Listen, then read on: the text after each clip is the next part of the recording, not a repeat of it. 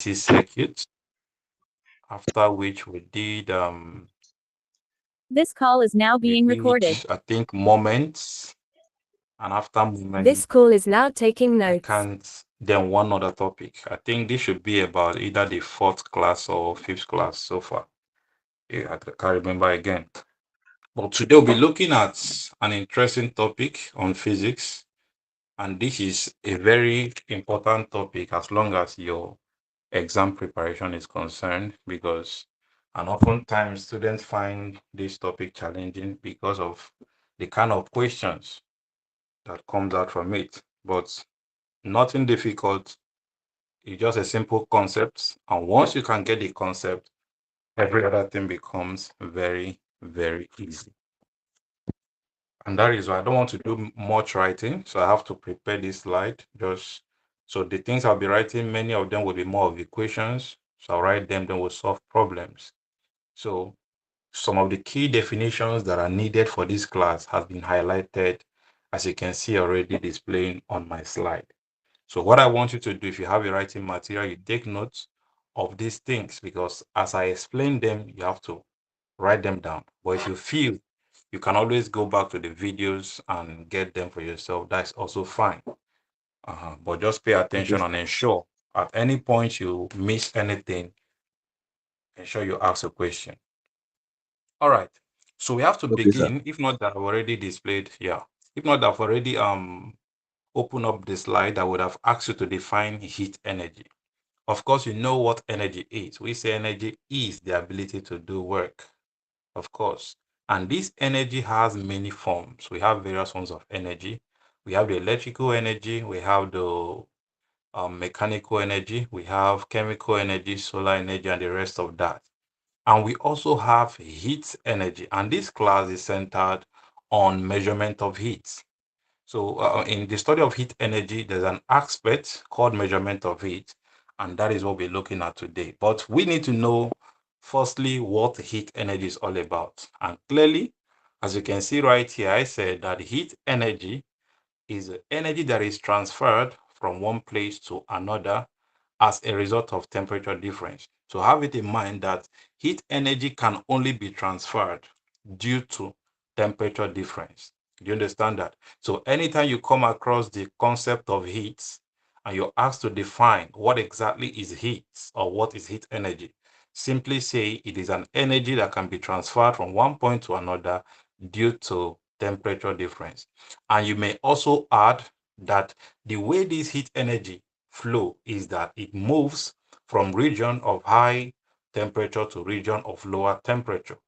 Do you understand that? So it is from the region of higher temperature, the heat flows to the region where we have cold temperature. Simply, clear illustration. Let's say you're trying to boil water in your kettle. Now you notice that the moment you start heating up the water, now as the heat travels from bottom to the top, because the bottom gets hot quicker than the top.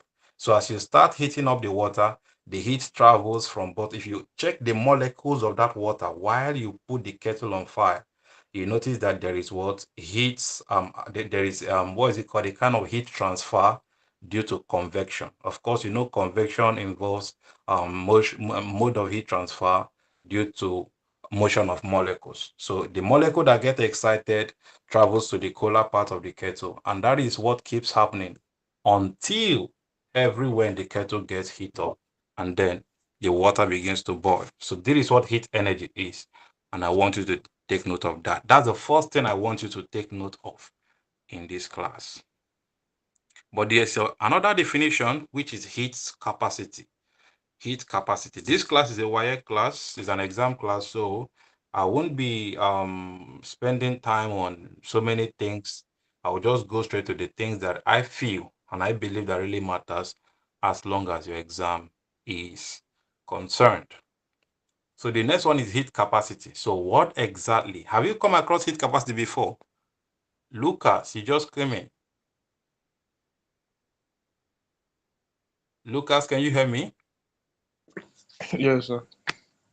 Okay. So I was asking a question. You see, we just started the class some minutes ago. So Good to have you here. So I asked, have you come across heat capacity before, prior to this time? No, your screen is black. I can't see anything. Oh, you can see my screen. No. Golden, what about you? Can see my screen still? Okay. Yeah, it has shown now. Okay, it's showing now. Okay. All right. That's is a kind of network glitch. All right. So heat capacity, that's the next thing I want us to take note of. And I also wrote here that heat capacity, because sometimes I've seen if you're a good student of past questions, you should have come across this topic or this heading where you're being asked to define heat capacity, or they will ask you to do something, solve questions on heat capacity. So it's very, very important as long as your exam preparation is concerned. And we say that heat capacity is the quantity of heat that is required to raise the temperature of a given mass of an object by 1 Kelvin. The quantity of heat that is required to raise the temperature of a unit mass of, the temperature of a given mass, the temperature of a given mass of an object by 1 Kelvin. So we get to where it has to do with a unit mass. That's specific heat capacity. So the idea is that in heat capacity, we are considering the heat that could raise the temperature of an entire body by 1 Kelvin. Now, let me give a clear illustration. Let me say if you have your notes right there, consider your notes to be an entire object. Now, consider the leaves to be the unit. Each of the leaf of that note is like a unit mass. Do you understand? So when we talk about heat capacity, the heat capacity is like that heat that will make the entire book to be that will increase the temperature of the entire book by 1 Kelvin or 1 degree Celsius. Do you understand? It is called heat capacity. Do you understand that? So the quantity of heat that will raise the temperature of a body by 1 degree C or by 1 Kelvin is called heat capacity. Meanwhile, when we now narrow it down to each of the leaves of that book, just like your book, you might have a 40, 80, 60 leaves there with you. Now let's consider each of the leaves to be a unit mass. So the quantity of heat that will make each page, the temperature of each page to be raised by 1 Kelvin or 1 degree C is called specific heat capacity. Whereas the heat that will raise the entire book, the temperature of the entire book by 1 Kelvin is called heat capacity. And that is why you see right here, I said something about specific heat capacity. I said specific heat capacity is the quantity of heat that is required to raise the temperature of 1 kg mass.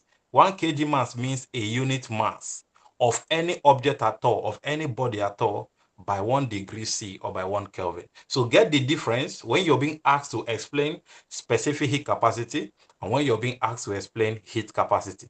So the difference is that in heat capacity, we are considering the entire body. But in specific heat capacity, we are considering only a unit mass, and that is how it is. So get this difference is very, very important. And of course, we have a relationship that shows us how we can compute the heat capacity, the specific heat capacity of an object. Now, look at this formula. The relationship between the quantity of heat, and the specific heat capacity is given by this equation that H is equal to MC change in theta, where this change in theta is your change in temperature. So this is the relationship between the specific heat capacity, C, this thing here, C means specific heat capacity. The M talks about the mass, so the mass of the object. The H is the quantity of heat. Some textbook might use Q, but it basically means the same thing. So whether QH, understand that the H there talks about quantity of heat. The M talks about the mass of the body. The C talks about the specific heat capacity. And then the change in temperature, the change in delta theta talks about the change in temperature. And we say that this formula here is the formula that helps us to calculate that gives us the relationship between the quantity of heat and the specific heat capacity. And then, of course, if I try to make C subject, if I try to make C subject formula from this equation, you will clearly see that therefore my C can be given as what? H all over mc delta theta, which is temperature. So this is how we can calculate specific heat capacity. So mc change in theta, that is it. Meanwhile, this one here, the mc delta theta, H equals mc delta theta, is a quantity of heat. And this quantity of heat, of course, anytime we talk about heat, heat is an energy, and every form of energy is measured in joules. So this is a unit of energy here. But this specific heat capacity, given that I'm having the temperature measured in joules as a numerator, and then I'm having my mass, which of course is measured in what? Kilogram. You see that? Oh, I added, wait. I added up something I shouldn't have. The C was still there, and you didn't call my attention, two of you. Now we see C is equals to H all over M delta theta. The C has been made subject. So what I did was simply to make C subject, and then I wouldn't have added it back here. So the unit of heat, of course, is joules. Joules is written as capital letter J. And then the unit for this specific heat capacity is actually joule per kilogram per Kelvin. Joule per kilogram per Kelvin, or joule per kilogram per degree C, whichever one. But Kelvin being the standard unit of temperature, this is how we express the unit for specific heat capacity. Note, it is the quantity of heat that is required to raise the temperature of a unit mass by 1 Kelvin or 1 degree C. Okay. So before we proceed, any question? Golden, Lucas, the person that joined now. Okay, you've left. All right. So Golden, Lucas, any questions so far? No, sir. Matilda, is that the name? Okay, that's fine. You're welcome, Matilda, even though you came late. All right, so let's move on. Now, the next thing I want us to see is, because in this question, in this very topic, you will find out that many a time the question you'll be seeing will revolve around calorimeter. In fact, if WAEC wants to test you on heat capacity, on heat measurement, the question they will give you, especially in the theory, will have to do either with calorimeter or then the one that involves electricity. Do you understand? So you need to understand what a calorimeter is. Now, before I explain this, which you can, of course, you can see the slide right there. What is the unit, the instrument used in measuring temperature? Let me ask that as a question.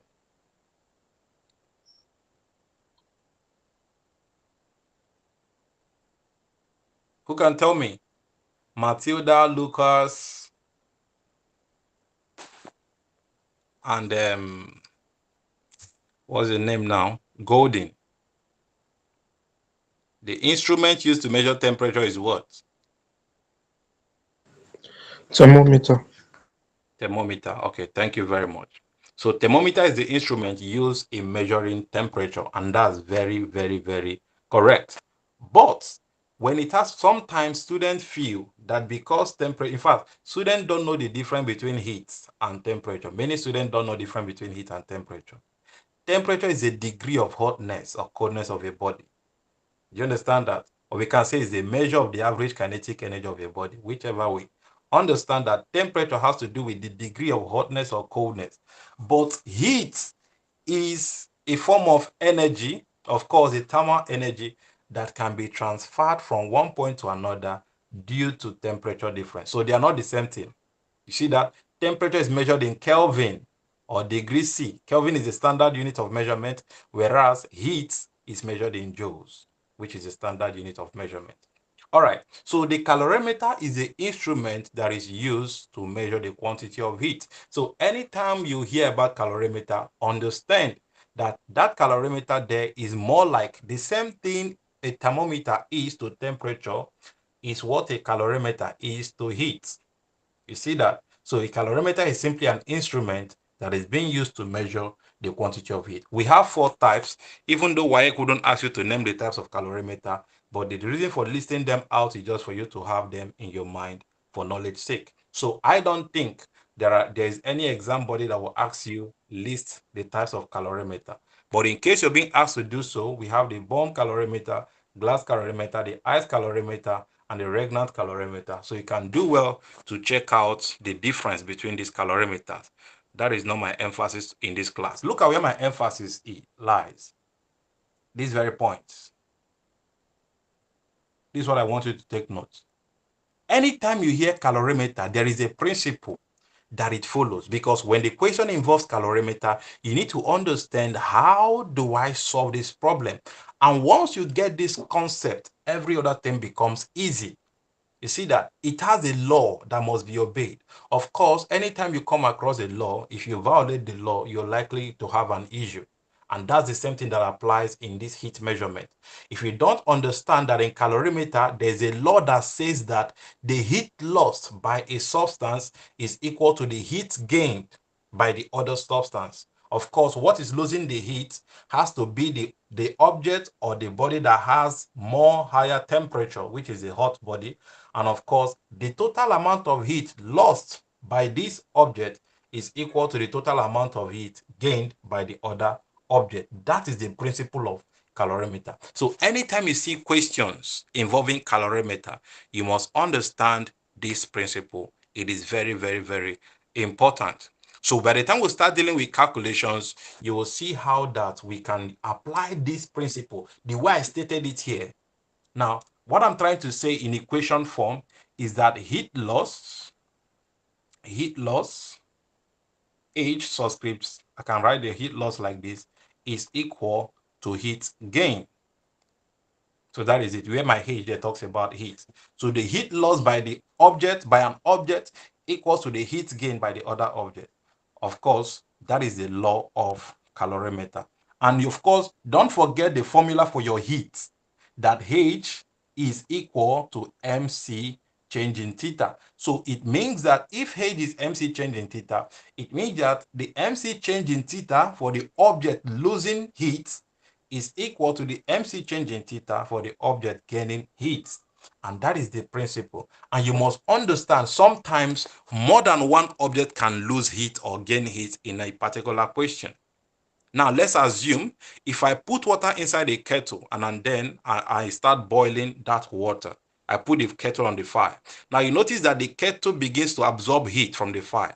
As the temperature of the kettle rises, also the temperature of the water rises. So if I ask you what is gaining temperature, it is not the kettle, it is not the water, it is water and the kettle. So if you say water, you're wrong.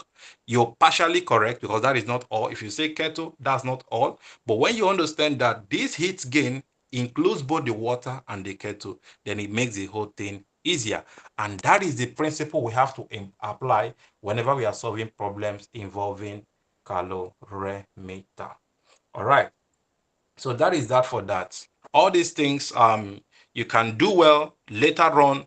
Go back to the video. You can pause the video, you write it out as many as you can. I believe I know some of the things I'm saying, you're not writing everything out. But as the ones I'm highlighting out, make sure you put them down, because they are the ones we'll be needing in solving problems. But everything on this slide is very, very important. So always ensure you go back and check them after the class. Now, we have method of determining the specific heat capacity of a substance. Now, this method can be the electrical method or the method of mixture. The method of mixture, of course, involves calorimeter. So that mixture method, and many a times, in my opinion, that is where students usually find issue. And as we progress with the class, we'll try to solve problems on that. But understand, we have the method of the electrical method and the mixture method. WAEC wouldn't ask you also what are the method, or your whatever exam you're writing, whether WAEC, NECO, whatsoever, they wouldn't ask you the method of determining heat capacity. They will give you question involving this method. And they won't even tell you, but the nature of the equation tells us that this is the electrical method and this one is the mixture method. So you would know by the kind of question that is being given at that very exam. All right. So when it involves electrical method, how then do I write the equation? How do I write the equation? Now, let me put down something here. I'll still go back to that slide. Recall, I want to believe that every one of us here, we are good students of Ohm's law, because Ohm's law is the basis of electricity as long as physics is concerned. So we have, remember I told you that H, the quantity of heat, is related to the specific heat capacity by this formula, H equals mc change in theta. So record this formula. Don't forget it. In fact, at no point will you forget this formula, because this is the basis of what we are doing. Now, if the heat is now coming from electric source, of course, you know that according to the law of energy transformation, that energy can neither be created nor destroyed, but can be transformed from one form to another. So what that means is that if I connect, let's say I plug, let's say I have a 100 joule of energy in my supply, and then let's say that supply is being connected to a water heater. And now the water heater, of course, when I on the socket, what happens is that the water heater begins to convert the electrical energy into heat energy. At the end of the day, the energy that is being converted by that water heater to heat is equal to the amount of the energy that is being what? Supplied. So even though we have cases where energy will be lost, of course, energy will be lost to the surrounding. But if you check the total output energy, that's the right way to say it, is equal to the total energy that was being supplied.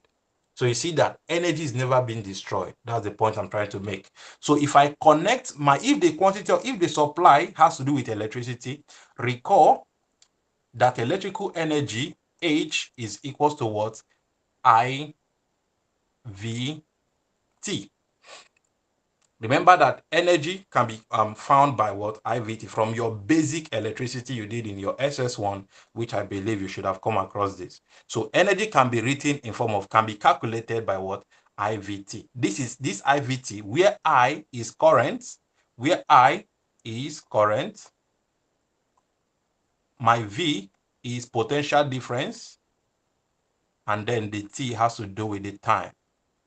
So another way to calculate electrical energy, E is equal to IVT. But in this case, that electrical energy is equal to my what? Heat, because it is the electrical energy that was being used to convert, that was being converted to heat in this very experiment. Do you understand? So it means that if H is also equal to the electrical energy at the supply, so I can change H and put in IVT.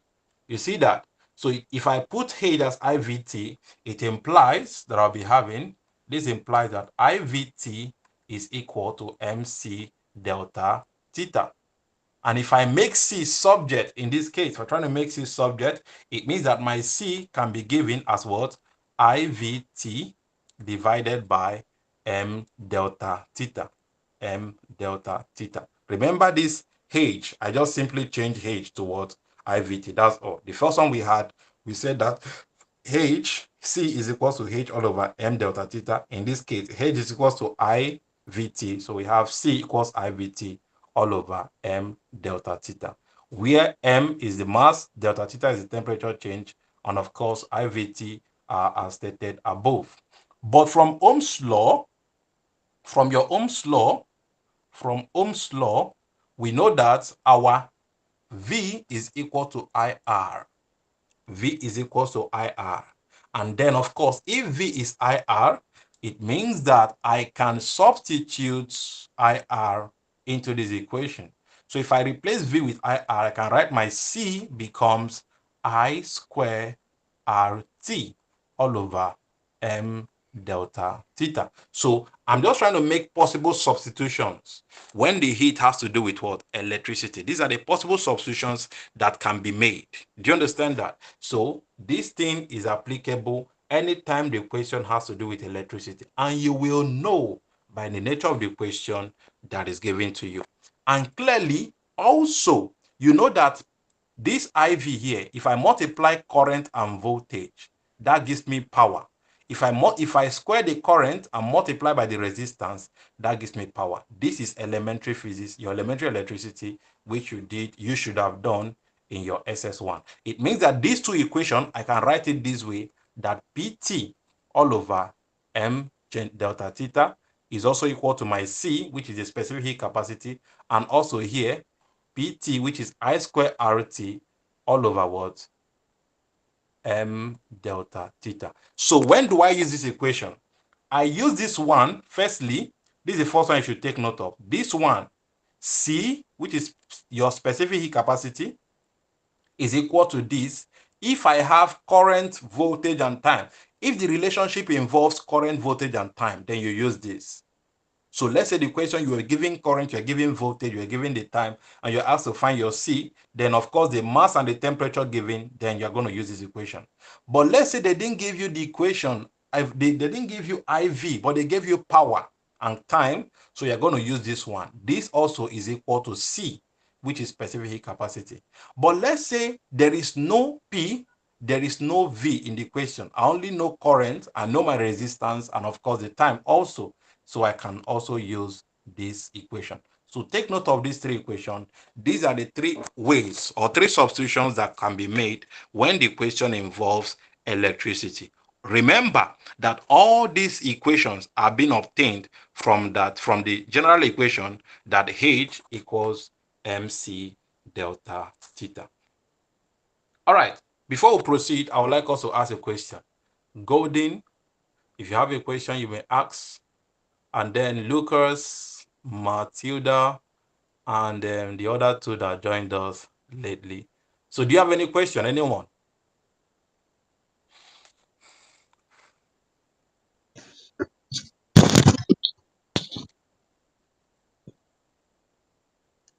Does anyone have a question?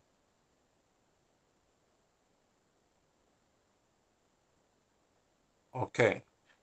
So I'll take the response, the silence, to mean that there is no question at all. Sir, But if you can please, even, what is Ohm's law? I should state Ohm's law. Okay. Yes, Ohm's sir. law states that, okay, okay. Meanwhile, the only thing I highlighted was the equation. That was all I needed.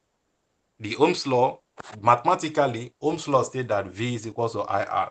But in case you want to know what it says in words, Ohm's law says that the current flowing through a metallic conductor is directly proportional to the potential difference, provided that temperature and every other physical quantities are kept constant. That's Ohm's law. This whole grammar I said now, this is the equation for it. This is how we write it, that I varies directly to V. And then, of course, for me to remove this proportionality sign, I need to bring in a constant, and that constant is called resistance. So from here, I have that I is equal to what? V all over R. V all over R. And then, of course, if I make V subject, you see that V equals IR. And that was what I referred to this place when I said from Ohm's law, V equals IR. So I repeat, for the purpose of the person that said I should state Ohm's law states that the current flowing through a metallic conductor is directly proportional to the potential difference, provided that temperature and every other physical quantities are kept constant. Physical quantities like your what? Your area, your length, the resistance, all those things, nature of material. If I keep everything constant, then the current varies directly with the potential difference. And that is Ohm's law. Does it make sense?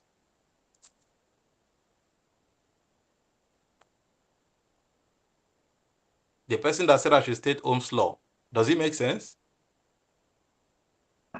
Yes, Or sir. no response again? Yes, sir. All right. All right. Okay. So let's move on. Let's move on with the class. Okay. Even though I have a question I would like us to solve after these whole equations I put down here, let me solve just one problem. Even though the reason why I'm trying to solve a problem, so we don't just let it not escape our mind fast. I only solve one. I will solve problems towards the end of the class. When we are done getting the concept, then we'll start solving problem. But let's try to work this out. I put it there intentionally so it will help us understand the relationship between the electricity supply and our specific heat capacity. Now look at this question. This question says that an electric heater, in fact, take it down. Let me give you like 30 seconds to write down the question. So please, everyone take down the question in line in the view of the above, the thing we just discussed right now. So write down this question. Let's see how we can apply it in apply those formulas in solving these problems.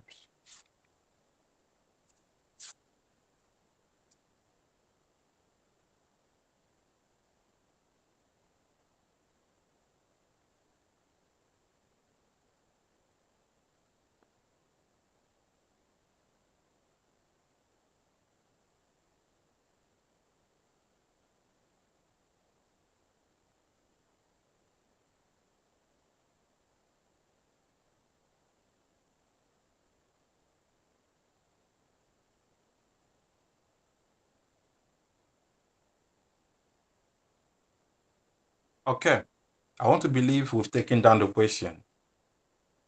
The question says an electric heater rated 20 volt, 40 watts, fitted into a metal block, supplied heat to the block of mass 2.25 kilograms and specific heat capacity 460 joule per kilogram per Kelvin. Please, that is joule per kilogram per Kelvin, not per Kelvin per Kelvin. So then the question says calculate the temperature rise in the block if the current flows for 10 minutes. You see that the very first thing you do, I do tell students, whenever question is being given to you in physics, before you even start solving anything, you need to write out your parameters. Writing out the parameters will help you to have an idea of what to do in that question, so you won't start doing something different. Now, let me write out the parameters given to us. Clearly, they say that the heater has a voltage, the potential difference V. So this is my solution. In this solution, my V is equal to 20 volts. These are the given parameters. Then the power, how do I know? I'm sorry, I want to believe that we know the unit for these things, the unit for these quantities. You can identify these quantities by their units.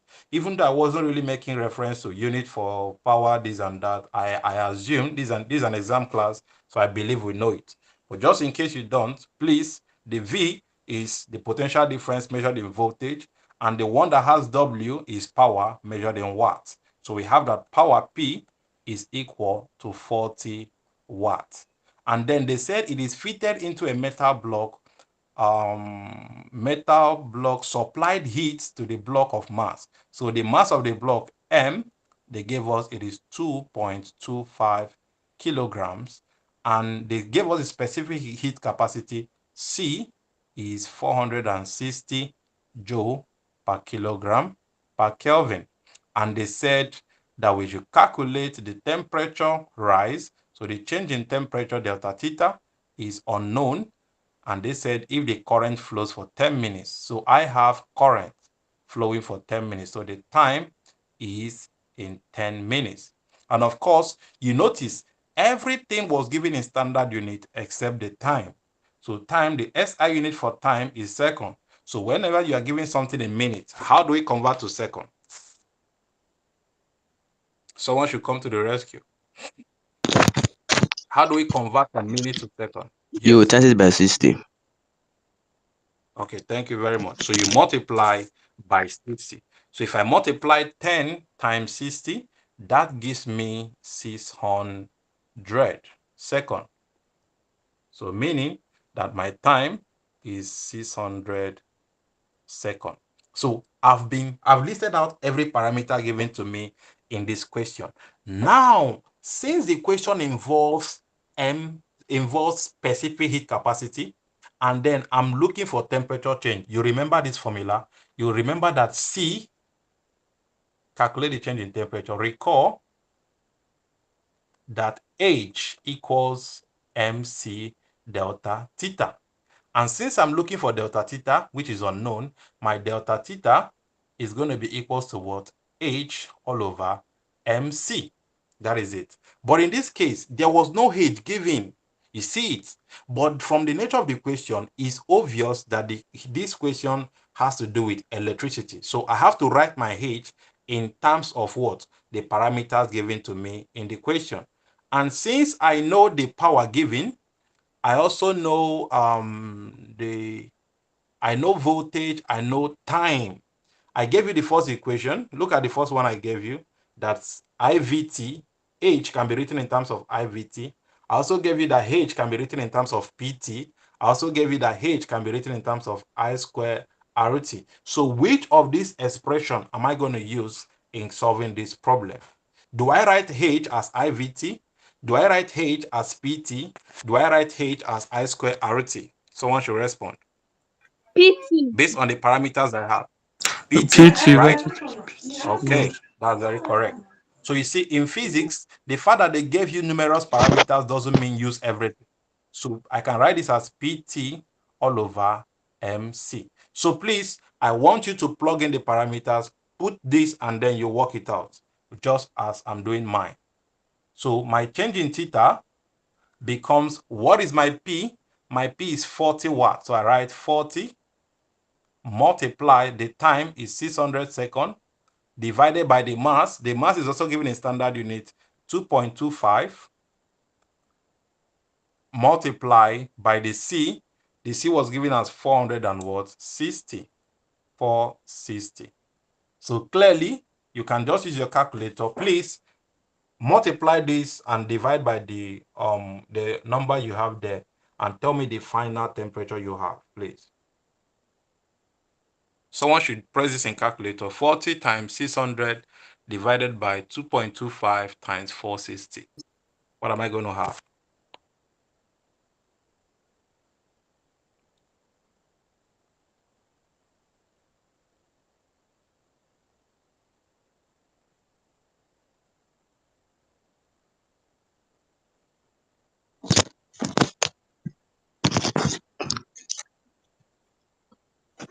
Twenty 23.188. 23.188.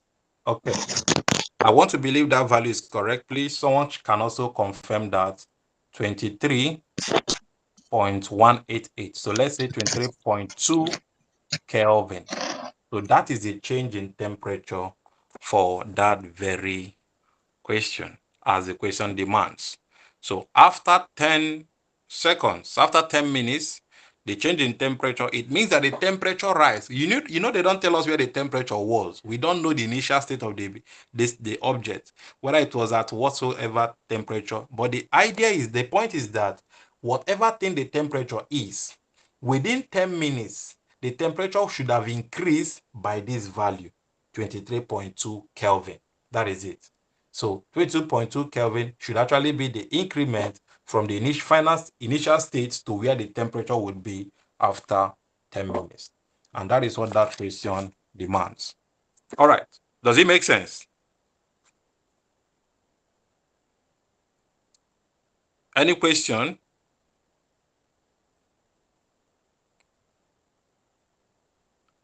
Okay.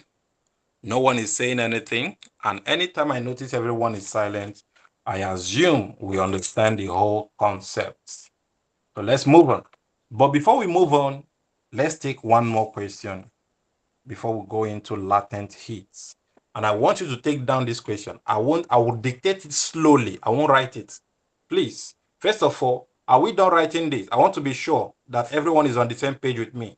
Please, if you are done with this very solution, just react. Let me just see your reaction. Maybe a thumbs up or anything. Let me be sure you're following. Okay, Ifosa. All right. Okay. So what I want to do, I want to dictate a question and I want us to just take it down so we can solve it together, because I won't be writing it out. Now take down this question. The question says, a piece of copper weighing 400 grams. So what I'll be doing is that, let me just be writing out the parameters. A piece of copper weighing 400 grams. So from the question, they said that the mass of the copper, M, so let me call it M subscript Cu. Cu is the chemical symbol for copper, is 400 grams. So they said a piece of copper weighing 400 grams is heated to 100 degrees C.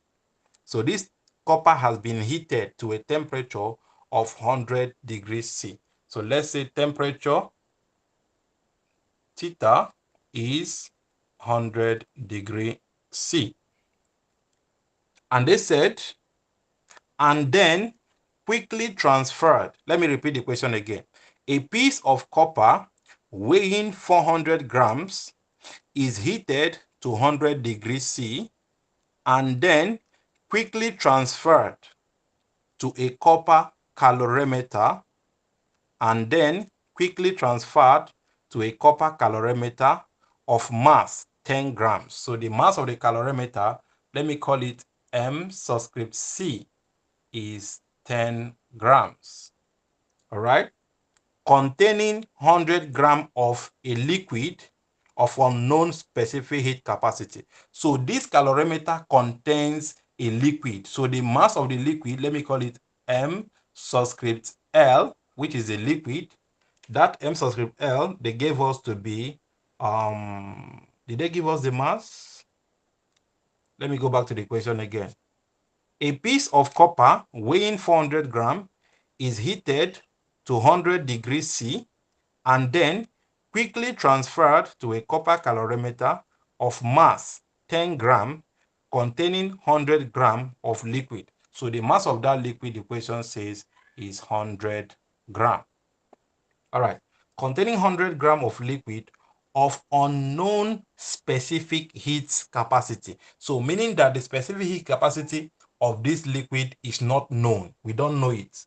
And they said of unknown specific heat capacity at 30 degrees C. So the temperature of this liquid, let me call it temperature initial. So this initial temperature, I1, remember, this is my final temperature. I can call it I2. So the initial temperature is 30 degrees C. All right. So this temperature is 30 degrees C. Wait, let me explain something. Pay attention to this. Let me read the question again. Let me take off the 1 and 2. Look at this. They said a piece of copper weighing 400 grams is heated to 100 degrees C.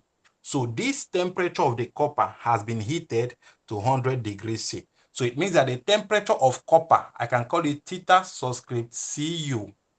Remember, the mass of the copper is 400 grams. So the copper now is now heated to 100 degrees C. Okay. And they now said it was quickly, after it was being heated, it was then quickly transferred to a copper calorimeter of mass 10 grams containing 100 grams of liquid of unknown specific heat capacity at 30 degrees C. So this temperature now is the temperature of the liquid.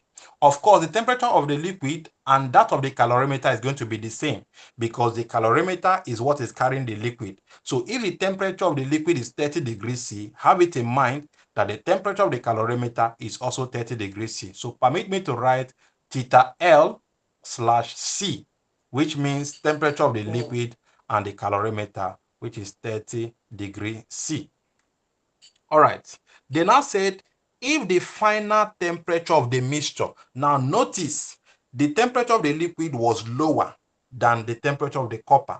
So as a result, when the copper was being poured into the liquid, there was a temperature drop. Now the question says, if the final temperature of the mixture is 50 degrees C, so theta final is 50 degrees C.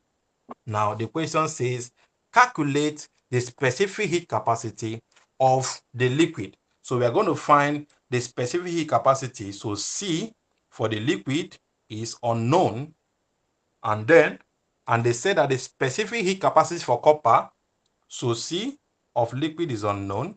C of copper, Cu, is given in the equation as 390 joule per kilogram per Kelvin.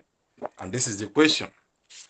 So just a quick one for somebody that may not get it correctly due to the way I was listing it out. A piece of copper weighing 400 grams is heated to 100 degrees C and then quickly transferred to a copper calorimeter of mass 10 grams containing 100 grams of liquid of unknown specific heat capacity at 30 degrees C. Full stop. If the final temperature of the mixture is 50 degrees C, calculate the specific heat capacity of the liquid. And they gave us that the specific heat capacity of copper is 390 joule per kilogram per Kelvin. So these are the parameters given to us. And we are going to work with these parameters in solving this problem. The first thing we do is to convert. Before I start solving, please, if you get the question, just do well to just react. Let me be sure. Did anyone get the question? Okay, David, only you. Any other person? Okay, all right. So let's move on. Remember, I said you can always go back to the video and understand better the things you might miss, even as I'm speaking. So the first thing I would do is that I have to convert all these grams to kilograms. Everything in gram, I have to convert it to kilograms. So 400 gram, how do we convert to kilogram? By dividing by 1,000. So 400 gram divided by 1,000 will give me 0.4 kg. So 10 grams divided by 1,000 will give me 0.01 kg. And then 100 gram divided by 2 kilogram will be 0.1 kilogram. And then every other thing. Please, no other thing should be converted.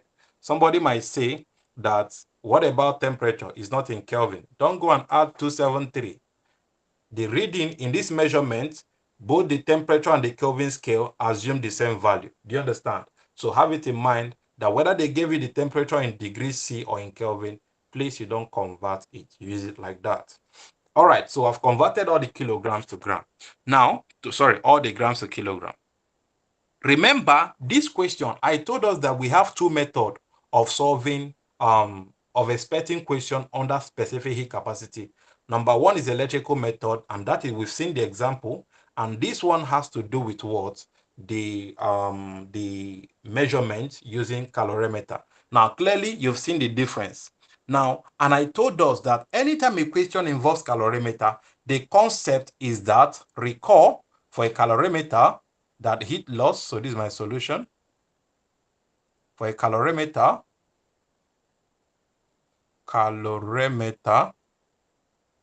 the heat loss, HL, let me call it heat loss, is equal to H gain.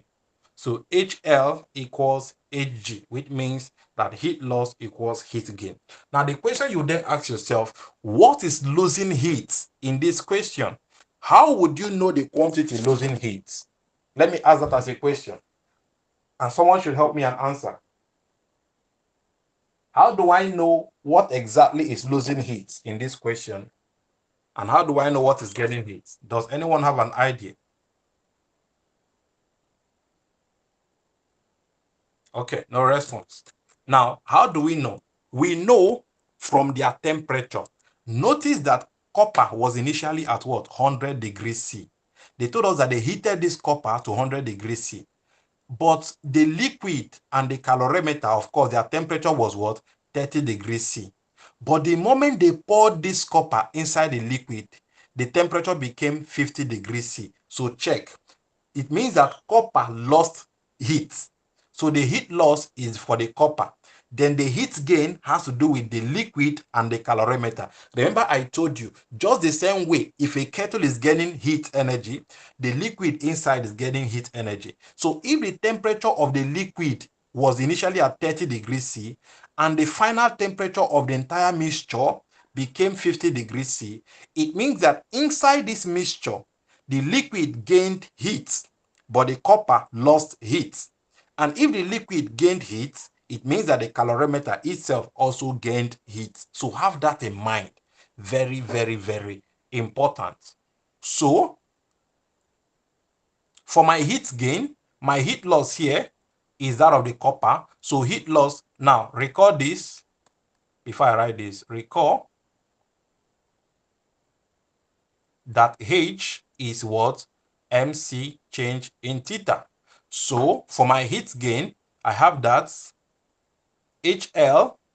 sorry, the heat loss first, which has to do with the what? The copper. The copper is what is losing the heat. So I'm going to have MC change in theta for copper. So let me write it copper. And then the heat gain,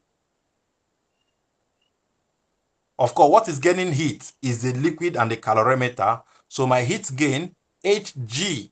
Please take note of the symbols I'm using. You can choose to use your own symbol, but make sure everything is understood. So my heat gain, since it is the copper and the calorimeter, I'm going to add up the heat energy of these two quantities. And how do I do that? It means that I'm going to have MC change in theta for the copper, sorry, for the calorimeter C, plus the MC change in theta for the what? Liquid L. So if I can find the heat loss, then I also find the heat gain. I will then compare the two equations and find the unknown. So this is how to solve this problem. So first of all, since copper is the one losing the heat, let's find the H loss for copper.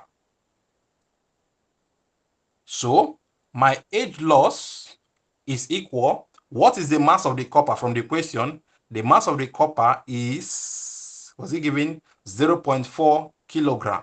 0.4 kilogram. So I have 0.4 multiplying the C for the copper, clearly, look at it, 390 joule per kilogram per Kelvin. So multiply 390 joule per kilogram per Kelvin.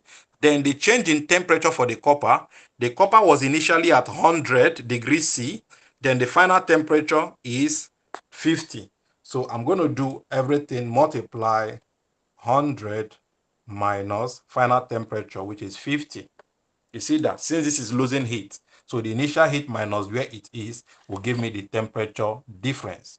All right. So if I do this, I'll be having that 0.4 times 390 times 100 minus 50. Of course, that will give me 50. Now, somebody should multiply these quantities for me, this parameter, and tell me what you have. 7,800 joules. So 7,800 joules. So this is the heat lost by that very copper. So I have found heat loss. I've gotten the value. Now, the next one is I need to find the heat gain. Remember, the heat gain is for both the calorimeter and the liquid. So let's do that. Let me do that. Let me open a fresh page.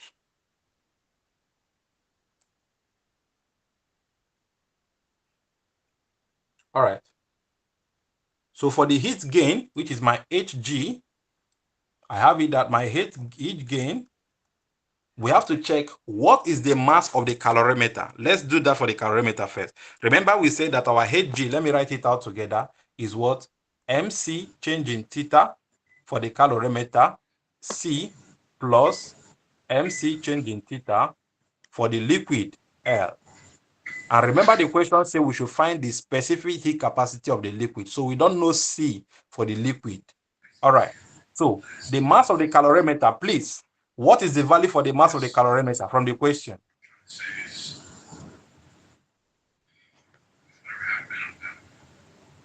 Someone should respond. The mass of the calorimeter from the very question. What is it?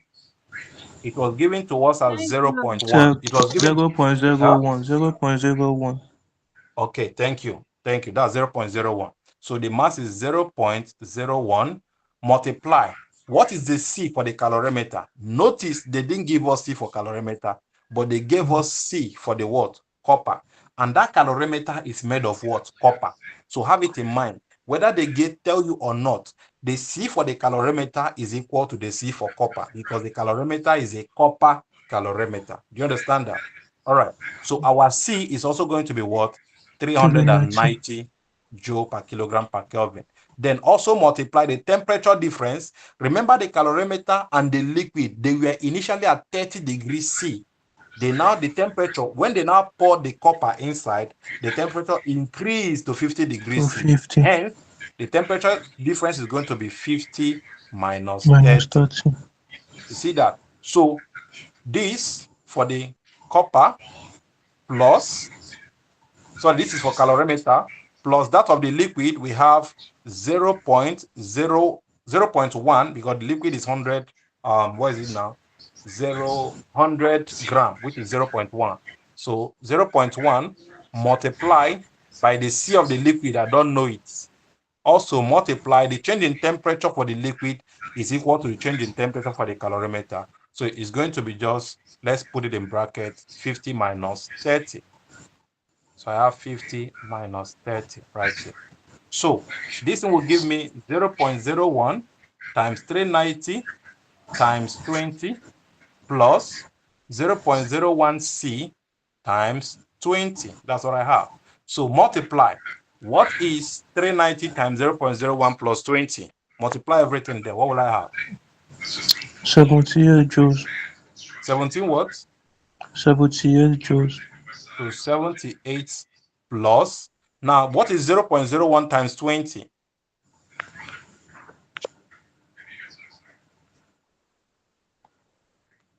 0.0. No, please. That's 0.1, not 0.01, please.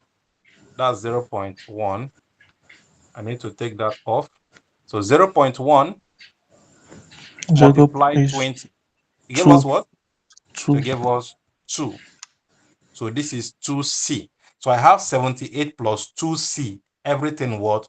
Joules. Remember, the C is specific heat capacity, and there's no way I'm going to add 2C plus 78. It's not going to work. Do you understand that? Okay. Now I have found my heat gain. My heat gain is equal to 78 plus 2C joules. And my heat loss from what I did before was 7,800 joules. Now, since heat gain is equal to heat loss, since heat gain equals heat loss, it then implies that 78 plus 2C is equal to 7,800 joules, which is what we got before, right? So if I make 2C subject formula, I have that my 2C is equal to 7,800 minus 78. And what is 7,800 minus 78? 7722. 7722. And of course, if I divide both sides by 2, I have that, therefore my C becomes 7722 divided by 2. Sorry, divided by 2. And what would that give me? 3861. So 3861 joule per kilogram Kilogram per per Kelvin. Kelvin. And this is the specific heat capacity of that very liquid. And that's what the question demands.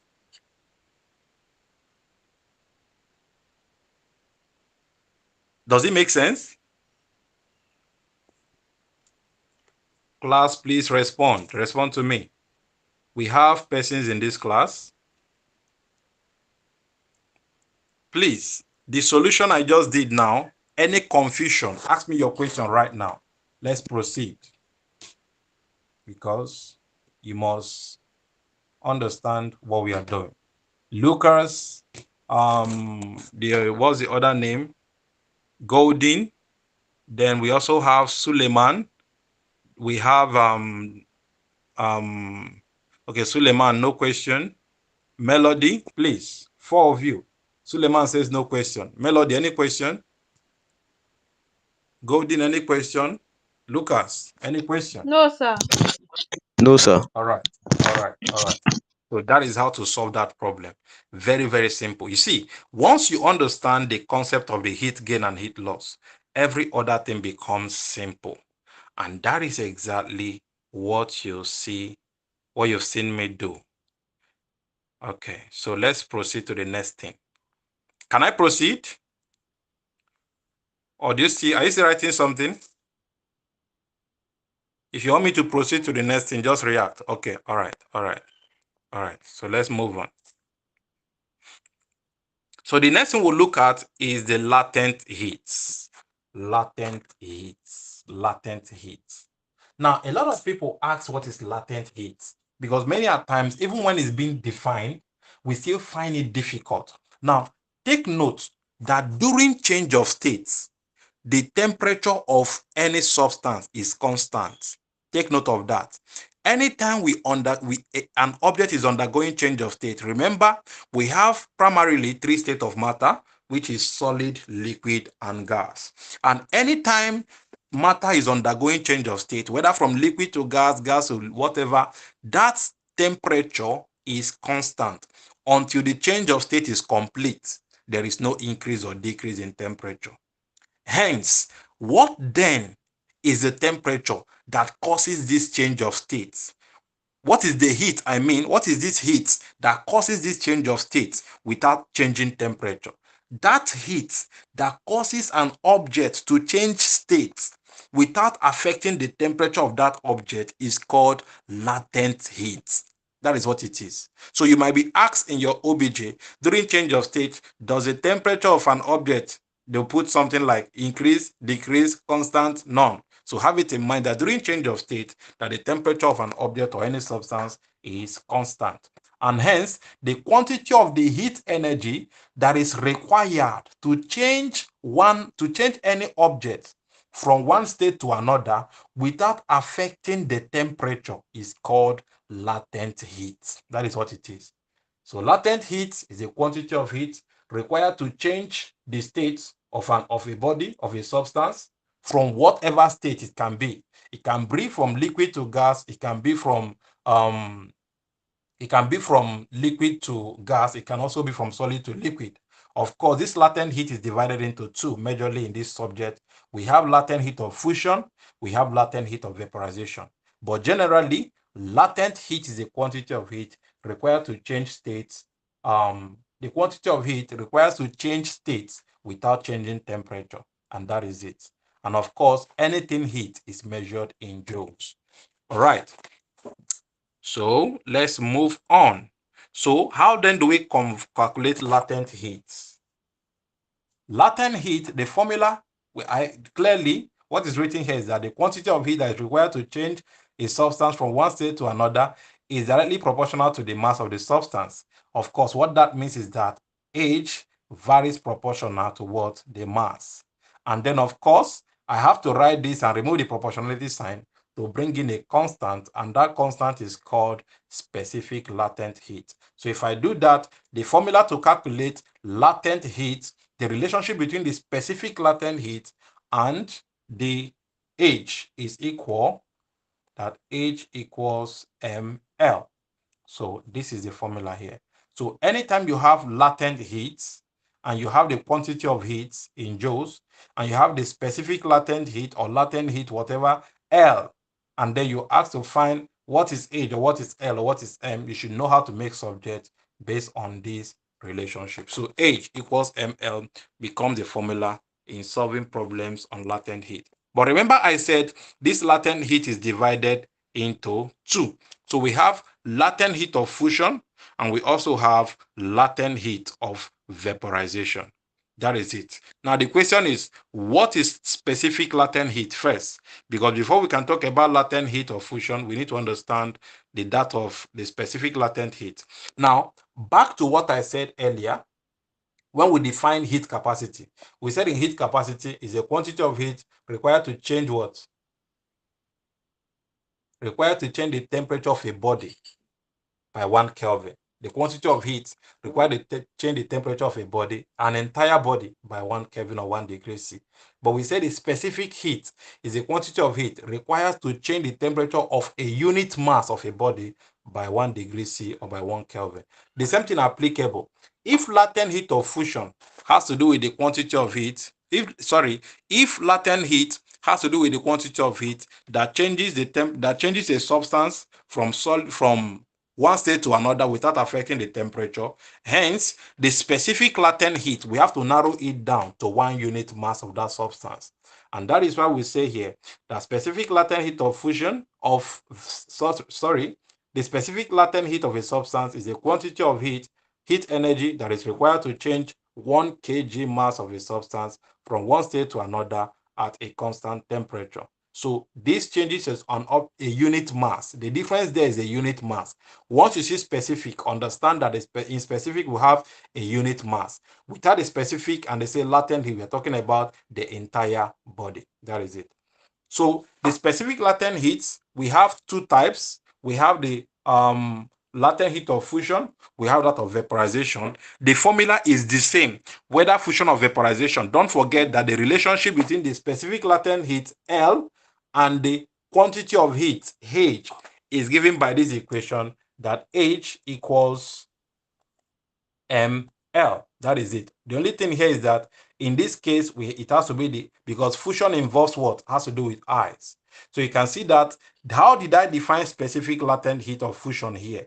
We say it is the quantity of heat that is required to change a unit mass of an ice from a unit mass of ice into liquid at constant temperature. Remember, this thing happens at melting point. Anytime a solid changes to liquid, that's the state in which it occurs is called melting point. So specific latent heat of fusion is defined as the quantity of heat that is required to change a unit mass of a solid to what? Liquid at melting point without changing the temperature. That is what it is. All right. And the relationship within the specific latent heat of fusion, L, and the quantity of heat, H, is given by H equals ml. And that's what you see me wrote here.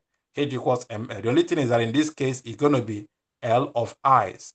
But many a times, no need to even specify. Have it in mind that H equals ml. The L there, it can be the specific latent heat of fusion or vaporization. It all depends. Sometimes in many textbooks, some textbooks use capital letter L to write that of vaporization, and then they use small letter L to depict that of what? Fusion. But whichever, H equals ml, and that is the general formula. All right.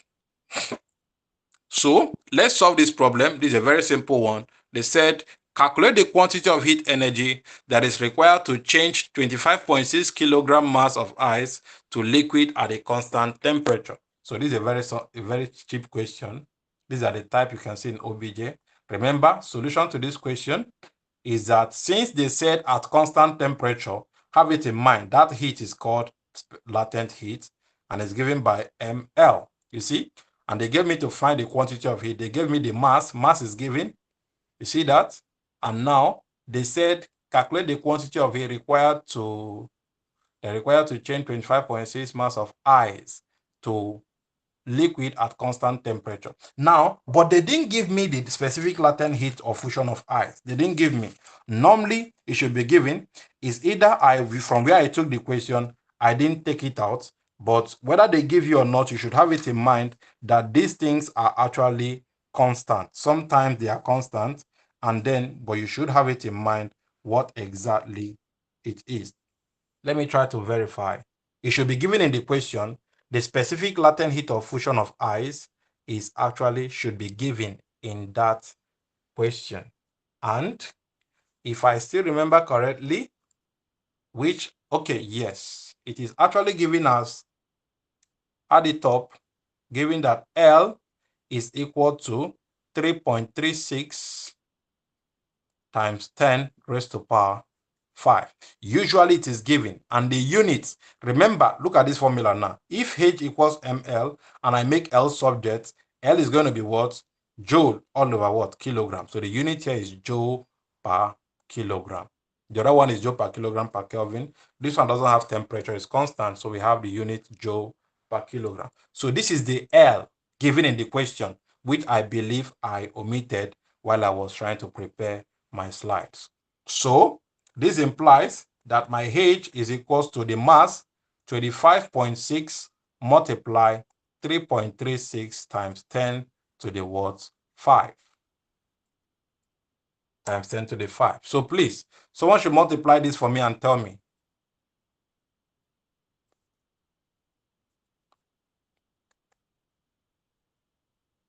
So what is 25.6 multiply 3.36 times 10 raised to the power what?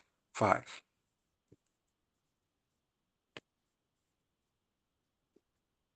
Someone should respond, please.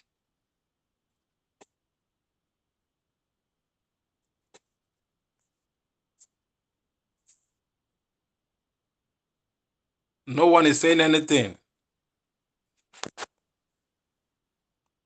You see, we only have two persons left, and Is it Lucas? Lucas, please, you can help us. Someone should respond now. I thought someone wanted to say something. Golden, Lucas, and Melody. If you multiply those two parameters, then what would you have?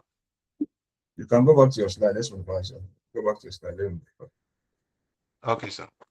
So I have 25.6 times 3.36 times 10 to the 5. Times 3. Answer is 8.6 times 10 raised to the power 6. 8 point what? 6 times 10 raised to the power 6. 8.6 times 10 raised to the power 6. And of course, the unit is what? Joules. Anytime you Joules. calculate for heat, the unit is always in joule. So this is how we can solve question. This is just the simplest question you will see under this specific latent heat of fusion. Anytime it involves just multiplying stuff like this, usually you see them in your OBJ. But let's look at that of vaporization. Remember I said the formula is still the same. The only difference is just their definition. Remember in vaporization, what happens is that liquid changes to gas or liquid changes to vapor. You understand that? But in fusion, solid changes to liquid. So when they ask you to define specific latent heat of vaporization, you must understand that this is the quantity of heat required to change a unit mass of a liquid into gas or steam at constant temperature. Do you understand that? And of course, it is also the units, the formula for that is H equals mf, which is also that for fusion. The only difference is that, just like I said, some textbooks use H equals M capital letter L to depict vaporization, and then they use H equals M small letter L to depict fusion. But whichever way, the formula is still the same. So take note of that definition. It has to do with the quantity of heat that is required to change a unit mass from liquid to gas. Of course, this thing happens at boiling point. Anytime liquid changes to gas, the point at which this occurs is called boiling point. And at boiling point, the temperature of that very substance is constant. It doesn't change. It remains what it is until the change of state is complete. All right, now I want us to solve a typical wire question on this latent heat, which will be the last thing we'll do in this class. So what you do for me, just take down the question, just write it down. It will take us, it might be a little bit long, but just take it down. So as I dictate, I'll be writing out the parameters, so we'll be able to solve it together as a class. Now the question goes like this. Are we ready? In an experiment to find the specific latent heat of vaporization of steam. In an experiment to find the specific latent heat of vaporization of steam, you put a comma there. The mass of calorimeter was 50 grams. So from the question, my M, mass of calorimeter, let me call it M sub C, is 50 grams. And then, full stop. Please The come total again. mass, okay, in an experiment to find the specific latent heat of vaporization of steam, put a comma, the mass of calorimeter was 50 grams. So they gave me the mass of the calorimeter to be 50 grams. No. Now we continue. Now they said the total mass of calorimeter and water was 300 grams. Now notice this. The total mass of calorimeter, meaning mass of calorimeter plus the mass of water, is what? 300 grams. So the total mass of calorimeter and water is 300 grams, meaning that the mass of water alone is going to be 300 minus 50, and that will give me 250 grams. So you see that if you're not careful, you might think that the 300 grams is for water and all your effort is going to be in vain.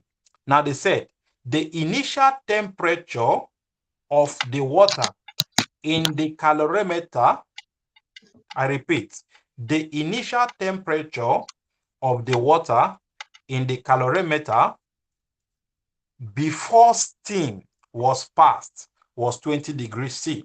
So it means that the mass, the theta, temperature of the water, and also the calorimeter. Remember, I told you, anytime you are talking about a container and a content, both the container with the content has the same temperature. So the water is inside the calorimeter, so they are both going to have the same temperature. The same way your kettle is not hotter than the liquid inside, neither is the liquid hotter than they are both going to rise in temperature simultaneously. So if the liquid has a temperature of 20 degrees C, meaning that the container, which is a calorimeter, also have a temperature of 20 degrees C. That's why I wrote theta W slash C, which means water and calorimeter. Okay, I repeat that line again. The initial temperature of the water in the calorimeter before steam was passed was 20 degrees C, full stop. They said the temperature increased to 65 degrees C after steam of total mass, 100 grams, was passed. The temperature increased, so that is the final temperature. So my theta final is 65 degree C. They said after a steam. So they added, the moment they poured the steam inside the water and the inside the calorimeter, which has water in it, they said that the temperature increased to 65 degrees C after a steam of mass. So the mass of steam, M subscript S, is 16 grams, was added. So after a mass, the temperature increased to 65 degrees C after steam of total mass 16 grams was passed. Full stop. They now said, assuming the steam was at 100 degrees C. So assuming that the steam, so the temperature of the steam, theta for the steam, 100 degrees C. Please, you can mute yourself so you wouldn't be causing a background sound. So, assuming the temperature of the steam was at 100 degrees C, the question says we should estimate the value of the latent heat of vaporization of steam. So, we are looking for latent heat of vaporization for the steam. So, that's unknown. L is unknown. And they said we should take the specific heat capacity of the calorimeter to be 400 joule per kilogram per Kelvin. So they give us C of calorimeter as 400 joule per kilogram per Kelvin. And they also gave us that the specific heat capacity for water, so C for the water, C for water is 4,200 joule per kilogram per Kelvin. So this is the question given to us, and I've listed all the parameters. And from these parameters, we will then know how to solve the problem. The very first thing we do is to ensure every quantity is in standard unit, because if you don't make conversions, everything you do is going to be messed up, and there will be no mercy for that. So 50 grams converted to kilogram is going to be 50 divided by what? 1,000. That gives us 0.05, right? So 0.05 kilogram is the mass of our calorimeter. And then the mass of the water, which is 250 grams, is going to be 0.25 kilograms.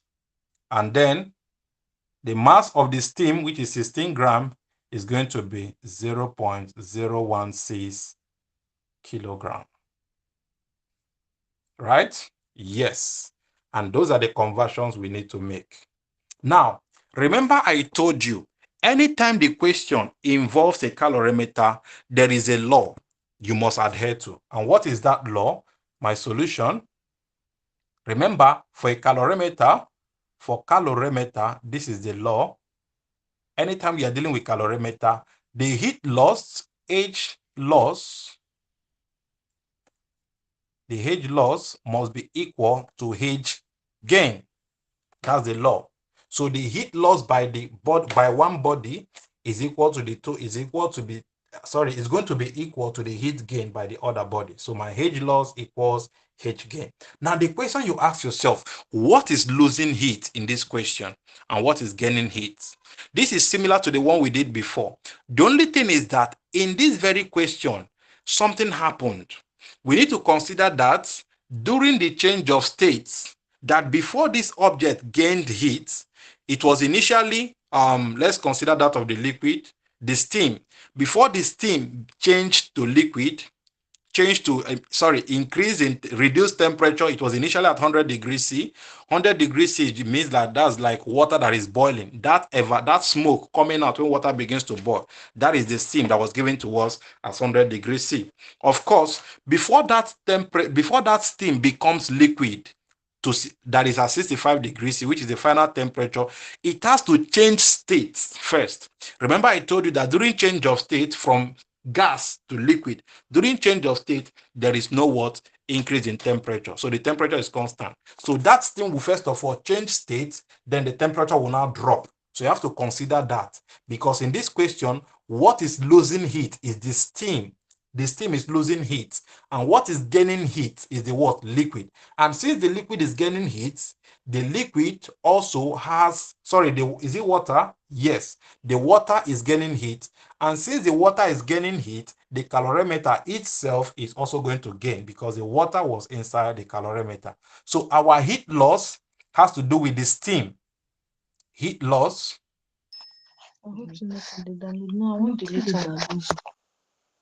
Recall these two formulas, that H for latent heat is equals to what? ml. Then H for temperature change, which is the heat capacity relation, is what? mc, change in theta.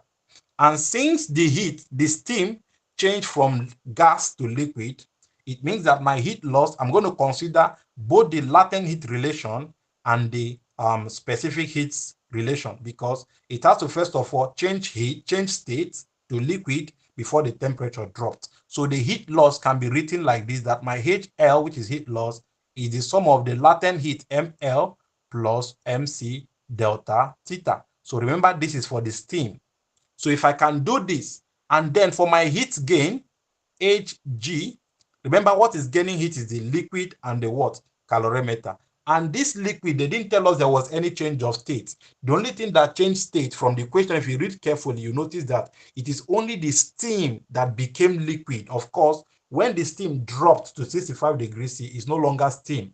There has been change of state to what? Liquid state. But the water is still water, because the water was initially at 20 degrees C. At 65 degrees C, it is still water, and the calorimeter is still the same solid. There was no change of state at all. So our heat gain, H subscript G, is going to be the sum of mc change in theta for the water plus mc change in theta for the calorimeter.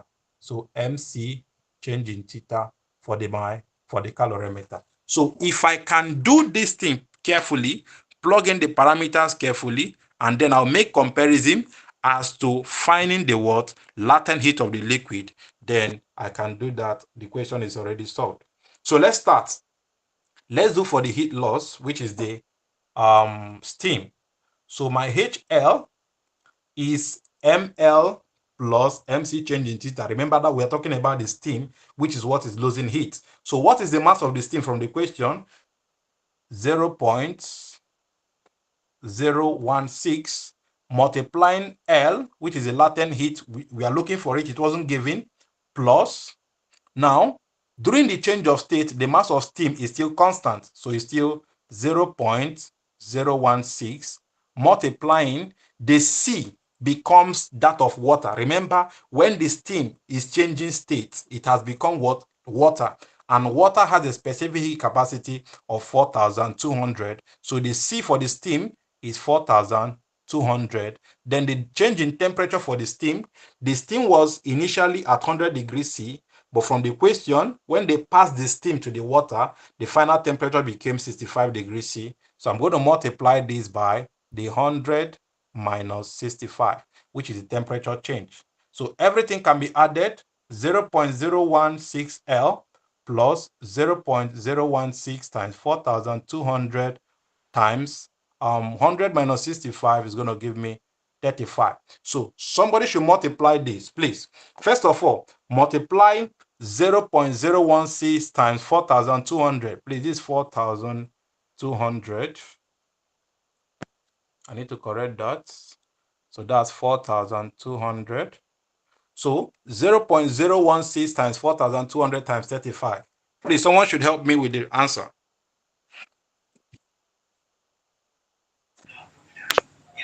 2,352. 2,000 what? 352.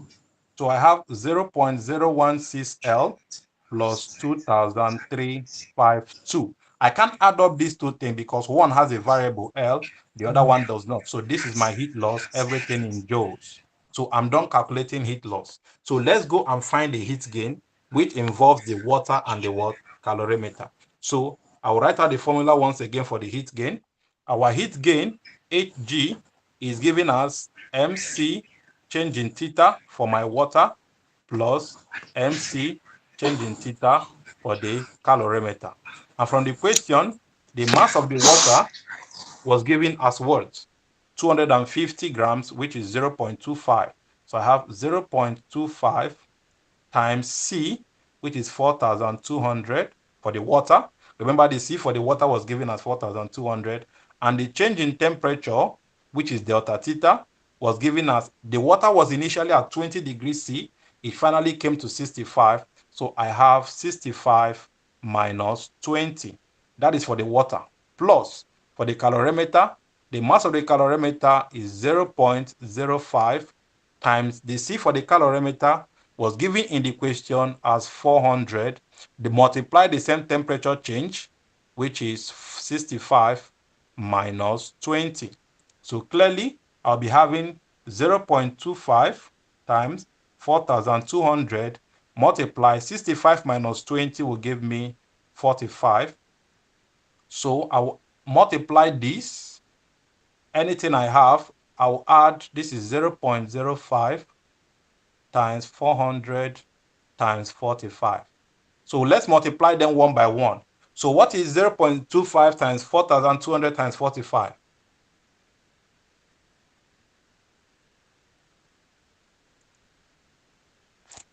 Zero 0.25 times 4,200 times 45. What would that give us?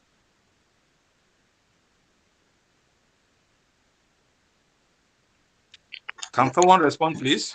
47,250. 47250. 47250 plus, then multiply this one, 0.05 times 400 times 45. 900. 900. So 900. So if you add up 900 plus this, what will I give? What will I give us? What would that give us? 900 plus 47,250. 48,150. 48150 joules. So this is the heat gain of this very experiment. Remember, since heat gain is equal to heat loss, so since my heat gain equals heat loss, it means that I can equate 48150 to be equal. Our heat loss, we got it as what? 0.016 L plus 2352. So this will be 0.016 L plus 2352. Of course, if I make 0.016 L subject, I have to cross this to this other side. I have 48150 minus 2352 is equals to 0.016 L. So please subtract. What is 48150 minus 2352?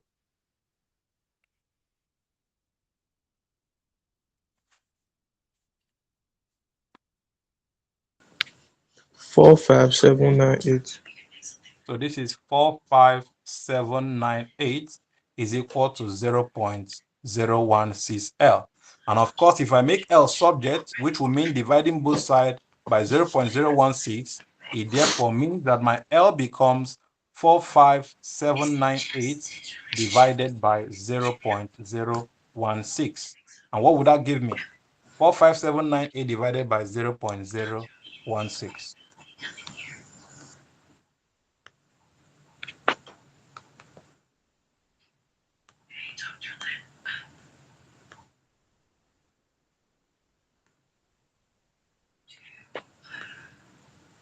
What would that give us, please?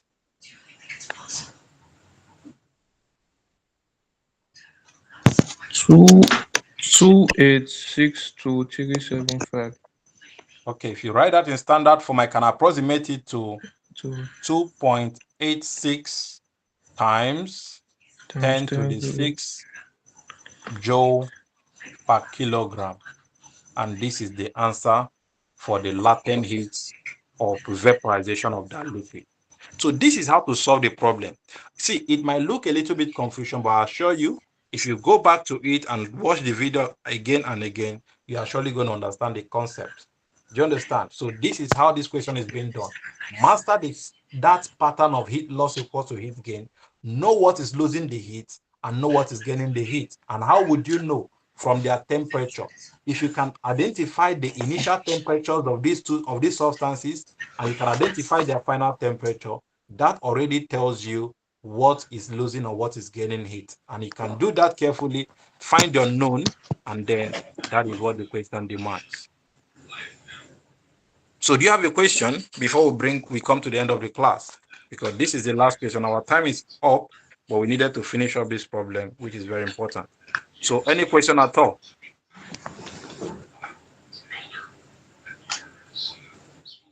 Does anyone have a question? No question. All right. So I have to take the attendance right now. And clearly, I have in attendance, I have Golden, you're in class, Lucas, Melody came and left. I don't think so. Two of you are the surviving persons right now. So we have Golden and Lucas. Okay. So that is all for now. And if there's no question, then we have to see in the next class. So thank you so much and have a good night rest. All right, bye. Yeah.